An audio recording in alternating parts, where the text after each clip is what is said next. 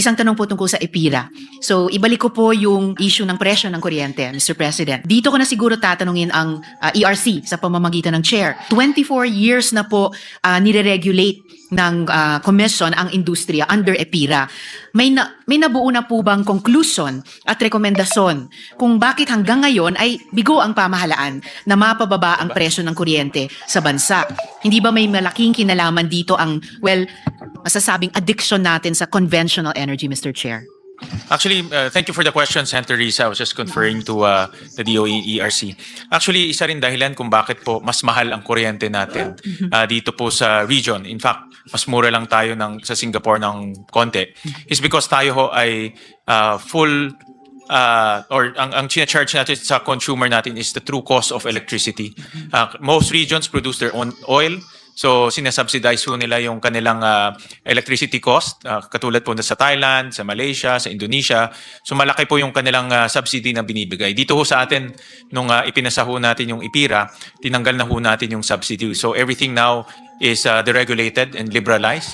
And trabaho ho ng ERC ngayon to make sure that all of these industry players are acting in accordance with the regulations na pinopromulgate po ng ERC. And this is to make sure that even ang playing field, that laban-laban ho talaga para bumaba ang presyo. Now, yung doon po sa tanong on conventional fuel, kailangan ho talaga ng energy transition dahil hindi ho talaga pwedeng biglain.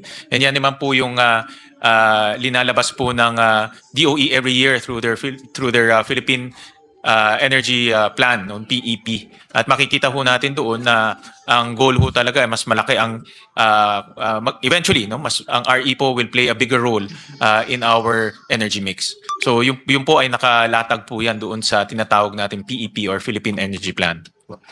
Salamat, Mr. Chair. And siguro dun sa mga sagot ng good share, nakakapulot na rin kahit tayong mga nakikinig kung ano yung mga rekomendasyon, posibleng rekomendasyon rather, moving forward. Halimbawa yung ibang mga bansa na kayang hindi mag-charge ng true cost kasi nagpo-produce ng sariling langis kaya't nasa-subsidize yung kanilang mga consumer. So, yung hindi pa na-optimize na mga oportunidad natin na makuha yung sarili nating mga oil reserves halimbawa sa ating karagatan para posibleng may mag-materialize na scenario na makapag-subsidize din po tayo sa ating mga consumers, hindi man buo, at least partially. Yung deregulation, yung liberalization under the EPIRA, actually golden opportunity sa susunod na taon na first quarter of a century ng EPIRA,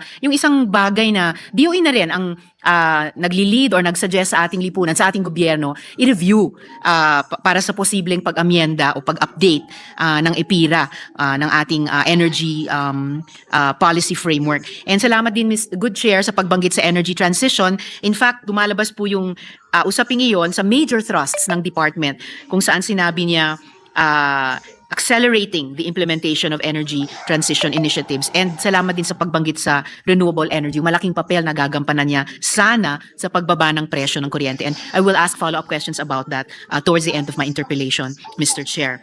Katulad po, just to interject,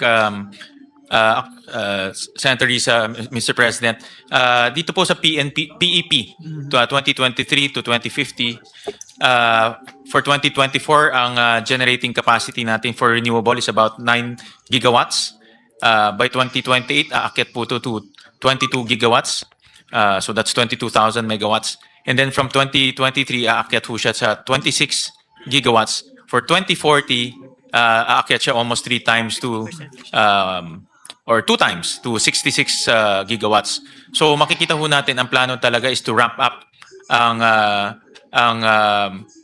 capacity natin or generating capacity natin for renewable energy. And this will come from mainly solar and wind, Mr. President. So that's the direction that the DOE is taking. Maraming salamat, Mr. Chair. It would really be something to look forward to kung talagang tatahakin po natin yan dahil kaugnay nung isang later question ko rin po, lumalabas po talaga all over the world na lalabas na pinakamura talaga para sa mga bansa at para sa mga mamamayan ang renewable energy. So kung tatahakin po natin ito at tutumbukin natin itong mga targets ng Department of Energy, pag-ramp up nito ay talagang mas makakamit natin yung mas murang kuryente dito sa ating bansa, Mr. Chair.